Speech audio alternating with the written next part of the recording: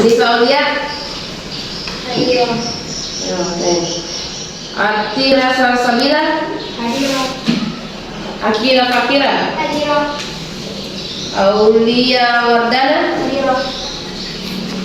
Nurfalila, Hadir. Husnul Khotimah, Hadir. Husnul Mufida, Hadir. Keila, Hadir. Naisila. Hadir. Masih ingat materi apa yang dibahas tentang materi minggu lalu tentang pembicaraan Al-Quran? Iya. Pengertian? Kemudian apa lagi? Kemudian macam-macam bisa ya. Atau dan kemudian apa masih ada satu? Ya, jadi itu bagian daripada bab yang akan kita bab yang kita bahas ya, bab tentang pembicaraan Al-Quran. Ibu akan memberikan asesmen awal. Di mana asesmen awal ini kita ibu ingin mengetahui sampai di mana ya batas pengetahuan anak-anak semua terkait tentang pembicaraan Al-Quran ini. Karena pertemuan kemarin ibu sudah memerintahkan atau menyuruh kepada kalian membaca ya, baca materi yang akan kita pelajari pada minggu ini. Sudah dibaca di semua? Alhamdulillah. Langkah selanjutnya ibu akan membentuk atau membuat kelompok menjadi 6 kelompok ya. Masing-masing mengambil kelompoknya. Kelompok 1, kelompok 2, 3, 4, 5 dan kelompok 6. Gambar yang akan saya sajikan kepada anak-anakku ini, kalian akan mengamati ya, amati bukan dengan teman-temannya apa yang kalian ketahui dan seperti apa namanya gambar yang ada di slide nantinya.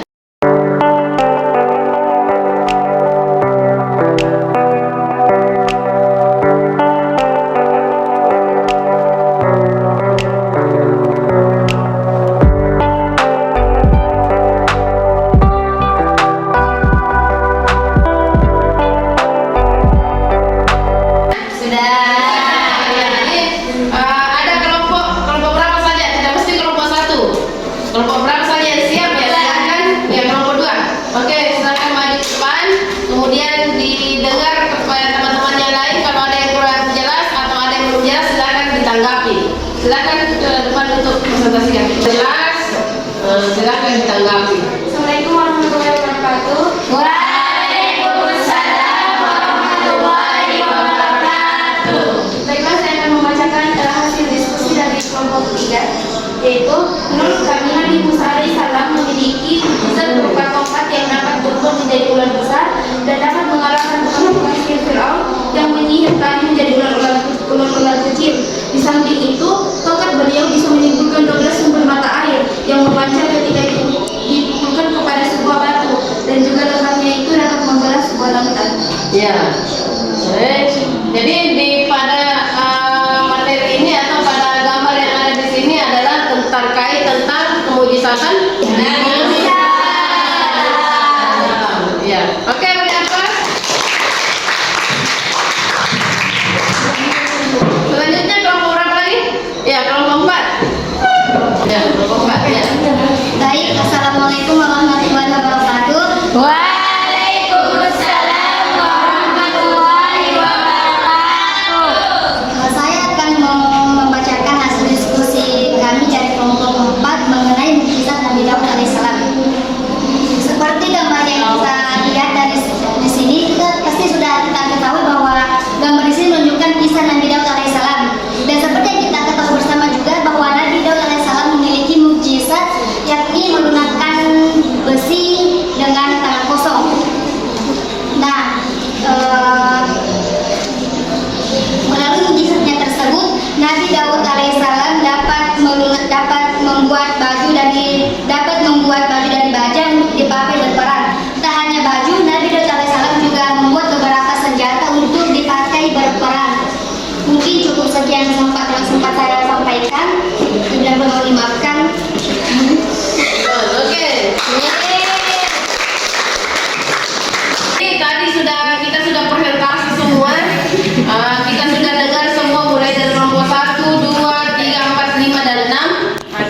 dengar semua presentasinya. Ya, alhamdulillah sudah benar semua ya. Sudah benar semua, tetapi masih ada yang kurang sedikit. Harusnya referensinya yang mesti kita tahu lagi di sini. Misalnya mukjizatnya Nabi Nuh. Misalnya Nabi Nuh itu apa penyebabnya sehingga Nabi Nuh membuat apa namanya kapal besar. Padahal tadi temannya sudah presentasikan bahwa padahal belum ada sama sekali pengalaman atau ilmu bagaimana cara membuat kapal ya. Tapi karena ada perintahnya Allah sehingga seperti ini ya. Jadi insya Allah di pertemuan berikutnya kita bisa lebih dalam lagi. Ini sudah ada beberapa yang sudah semua mempresentasikan materinya. Jadi ada 2 kelompok yang mendapatkan hasil terbaik ya, dan mendapatkan reward dari saya.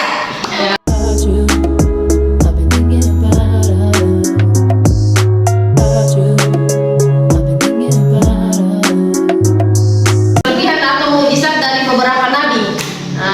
Beberapa nabi. Seperti yang pertama contohnya, nah ini gambar yang pertama tadi kan adalah gambar Nuh. Ya. Gambarnya gambar Nabi Nuh. Apa namanya? Mukjizat Nabi Nuh. Nah, ini mukjizat Nabi Nuh. Ya. Mukjizatnya Nabi Nuh ini ada kapal di tengah laut. Gambar pertama, kemudian yang kedua juga ada kapal di tengah laut dan penuh isinya. Ya, penuh isinya. Mulai dari manusia sampai hewan, ya, semua hewan ini ada di sini. Sampai ada burung-burung yang terbang juga di atasnya, itu pengikutnya semua. Dan salah satu mukjizat terbesar yang diturunkan oleh Nabi Nuh adalah ini yang membuat kapal. Seperti presentasi temannya tadi bahwa kenapa Nabi Nuh bisa membuat kapal, sedangkan belum ada ilmunya, belum ada pengalamannya membuat kapal. Ya, ini lagi-lagi adalah salah satu mukjizat dan keinginan Allah ya, kekuasaannya Allah. Nah, kenapa Nabi Nuh membuat kapal?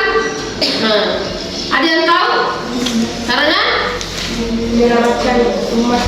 menyelamatkan umatnya. Karena pada zaman Nabi Nuh ya, pada zaman Nabi Nuh itu terjadi peristiwa yang sangat luar biasa, terjadi peristiwa yang sangat dimurkai oleh Allah Subhanahu wa taala, yaitu peristiwa di mana saat kaumnya itu menyukai sesama jenis. Kemudian mukjizat yang kedua adalah mukjizat Nabi Ibrahim. Nah, di mana mukjizat Nabi Ibrahim ini tidak dibakar oleh api. Nah, ini salah satu mukjizat terbesarnya juga Nabi Ibrahim adalah ketika dimasukkan atau dilemparkan ke dalam bara api maka tidak terbakar. Nah, ini juga tidak terlepas dari pengawasan Allah Subhanahu wa taala ya. Nah, di mana mukjizat Nabi Musa ini adalah tongkat ya. Tongkatnya Nabi Musa ini banyak manfaatnya. Seperti apa yang kita dengar tadi dari penjelasan teman bahwa ada yang bisa membelah lautan ya. Nah, ini salah satunya. Bisa membelah lautan. Mukjizat Nabi Daud. Nah, apa mukjizat Nabi Daud tadi ini? Mukjizat Nabi Daud itu adalah menggunakan besi dengan tangan kosong.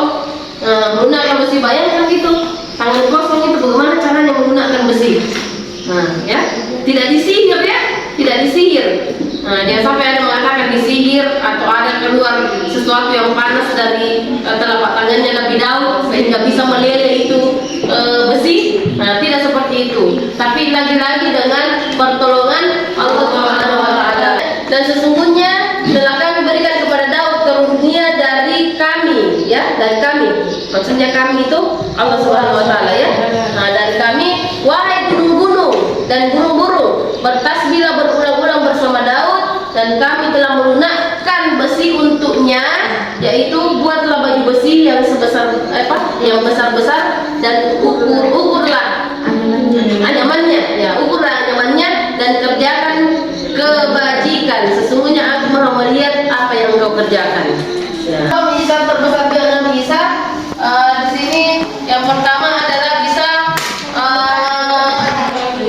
menyembuhkan orang buta sejak lahir ya. Jadi Nabi Isa juga ini bisa dikatakan dokter, ya dokter parasanya atau dokter alam ya. Nah karena bisa menyembuhkan orang buta. Bayangkan itu dari sejak kecil itu, sejak lahir itu sudah melihat. Nah ketika bertemu dengan Nabi Isa pada masanya ya kaumnya, maka bisa melihat dengan izin. Jadi pada pertemuan akhir ini maka kita akan saya minta kepada salah satu peserta didik ada yang bisa menyimpulkan mulai dari Nabi Musa sampai Nabi Isa. Ya silakan. Di situ. Baik, mujizat adalah istimewa dan kehebatan yang dikaruniai Allah Tuhan kepada para nabi dan rasul sebagai biku dan salah dan ajarannya. Mujizat juga berfungsi sebagai sarana untuk mengalahkan orang-orang yang menentang para nabi dan rasul. Al-Quran contohnya, Al-Quran adalah mujizat terbesar dan teragung yang dikaruniakan oleh Allah kepada Nabi Muhammad. Oke, sudah. Itulah kesimpulan dari teman kita tadi. Jadi kita lihat semua dari ini ya. Tadi biar kita semua kita bahas adalah ada Muhammad, ada gambar Muhammad, kemudian ada gambar orang-orang yang berkerumun di sini dan ada Al-Quran. Kesimpulan dari gambar ini adalah Nabi Muhammad ini lafaz Nabi Muhammad. Nah kita ibaratkan ini yang di depan ini adalah Nabi Muhammad SAW. Kemudian ya orang-orang yang ada di belakang ini adalah pengikutnya Rasulullah, ya pengikut Nabi Muhammad. Apa yang dipakai Nabi Muhammad untuk menyiarkan agama Islam adalah Al-Quran. Apa yang dipakai Nabi Muhammad sebagai modal untuk meyakinkan kaumnya pada waktu itu adalah Al-Quran. Dari gambar ini kita bisa mengetahui bahwa kemujizatan Al-Quran itu adalah kemujizatan yang sangat luar biasa yang banyak manfaatnya, bisa menjadi petunjuk, bisa menjadi syafaat kepada umat-umat terdahulu dan umat-umat yang ada pada saat sekarang ini. Rasulullah ya, penerus Rasulullah SAW menyiarkan agama Islam, apalagi kita ini